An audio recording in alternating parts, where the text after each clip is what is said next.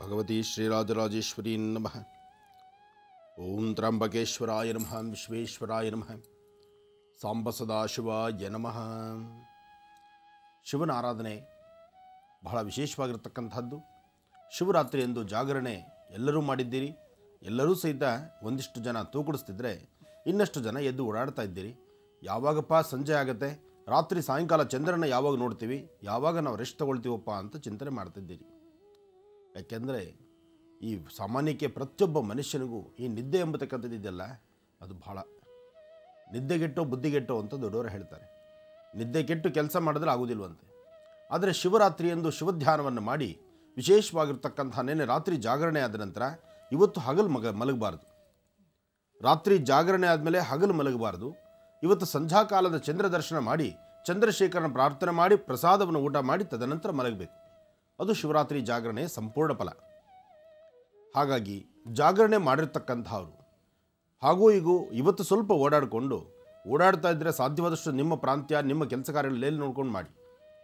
ಯಾಕೆಂದರೆ ರಾತ್ರಿ ಜಾಗರಣೆ ಮಾಡಿರ್ತಕ್ಕಂಥವ್ರು ಬೆಳಿಗ್ಗೆ ಟೂ ವೀಲರೋ ಕಾರೋ ಗಾಡಿನೋ ಓಡಿಸುವಾಗ ಎಲ್ಲೋ ಒಂದು ಕಡೆ ನಿದ್ದೆ ಜಂಪರು ಹೇಳಲಿಕ್ಕೆ ಗೊತ್ತಾಗೋದಿಲ್ಲ. ಯಾಕೆಂದರೆ ಒಮ್ಮೆ ಸುಮ್ಮನೆ ಕಣ್ಣಿಂಗೆ ಮುಚ್ಚಿದ್ರೆ ಎಳ್ಕೊಂಡೋಗ್ಬಿಡುತ್ತೆ ಎಲ್ಲೋ ಒಂದು ಕಡೆ.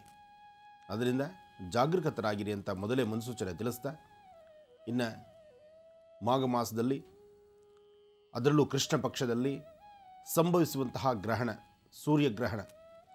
ಸೂರ್ಯಗ್ರಹಣ ನಮ್ಮದಲ್ಲದಿದ್ದರೂ, ಅಂದರೆ ಭಾರತ ದೇಶಕ್ಕೆ ಕಾಣದಿದ್ದರೂ ಸೂರ್ಯಗ್ರಹಣ ಇದೆ ಎಂಬತಕ್ಕಂಥದ್ದಂತೂ ಎಲ್ಲರಿಗೂ ಅರಿವಿದೆ. ಅದರಿಂದ ಸ್ವಲ್ಪ ಎಚ್ಚರಿಕೆ ಬೇಕು. ಇದೇ ಬರ್ತಕ್ಕಂತಹ ಗುರುವಾರದಂದು.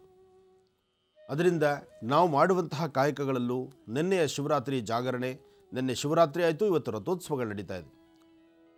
ರಾಜ್ಯದ ಪ್ರಸಿದ್ಧಿ ಆಲಯಗಳು, ಪುರಾತನವಾಗಿರ್ತಕ್ಕಂಥದ್ದು, ಪುರಾಣ ಪ್ರಸಿದ್ಧಿಯಾಗಿರ್ತಕ್ಕಂಥದ್ದು ಅಥವಾ ಒಂದೊಂದು ವಿಶೇಷವಾಗಿರ್ತಕ್ಕಂಥ ಸಾನ್ನಿಧ್ಯಗಳಲ್ಲಿ ರಥೋತ್ಸವವನ್ನು ಇವತ್ತು ಅರ್ಧೂರಿಯುತವಾಗಿ ಮಾಡ್ತಾರೆ.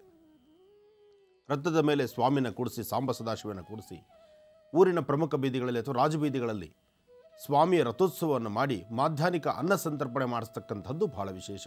ಯಾಕೆಂದರೆ ಇಂತಹ ಒಂದು ದಿವಸಗಳಲ್ಲೇ ಅದೆಲ್ಲವೂ ನಡೆಯುವಂಥದ್ದು. ರಥೋತ್ಸವ ಅಂದರೆ ರಾಜ್ಯದಾದ್ಯಂತ ನಡೆಯುವಂತಹದ್ದು. ಪ್ರತಿಯೊಂದು ಶಿವಾಲಯಗಳಲ್ಲೂ ಬಹಳ ವಿಶೇಷವಾದ ಪೂಜಾ ಅನುಷ್ಠಾನಗಳನ್ನು ನಾವು ದರ್ಶನ ಮಾಡ್ತೀವಿ. ಅಂತಹದ್ರಲ್ಲಿ ಇವತ್ತು ನಂದಿ ಗ್ರಾಮದಲ್ಲಿರ್ತಕ್ಕಂಥ ಭೋಗನಂದೀಶ್ವರ, ಯೋಗನಂದೀಶ್ವರನ ಸಾನ್ನಿಧ್ಯದಲ್ಲೂ ರಥೋತ್ಸವ ಬಹಳ ಅದ್ಧೂರಿತವಾಗಿ ನಡೆಯುತ್ತೆ. ಇನ್ನು ಹಲವಾರು ವಿಭಿನ್ನ ಶೈಲಿಗಳಲ್ಲಿ ಸಾಕಷ್ಟು ವಿಶೇಷವಾಗಿರ್ತಕ್ಕಂಥ ಸಾನ್ನಿಧ್ಯಗಳಲ್ಲೂ ಇವತ್ತು ವಿಶೇಷವಾಗಿದೆ. ಸೋಮೇಶ್ವರ, ಸುಂದರೇಶ್ವರ, ಪರಮೇಶ್ವರನ ಸಾನ್ನಿಧ್ಯದಲ್ಲೂ ಇವತ್ತು ರಥೋತ್ಸವ ಇದೆ. ರಥೋತ್ಸವದ ಕಾಲ ಸ್ವಾಮಿನ ದರ್ಶನ ಮಾಡಿ. ಯಾಕೆಂದರೆ ರಥದ ಮೇಲೆ ಏರುವಂತಹ ಶಿವ ರಥದ ಮೇಲೆ ವಿರಾಜಮಾನನಾಗಿ ಕೂತು ಬರ್ತಕ್ಕಂತಹ ಭಕ್ತರಿಗೆ ದರ್ಶನ ಕೊಡುವಂತಹದ್ದು ಶಿವರಾತ್ರಿಯಾದ ಮಾರನೇ ದಿವಸ ಇವತ್ತು.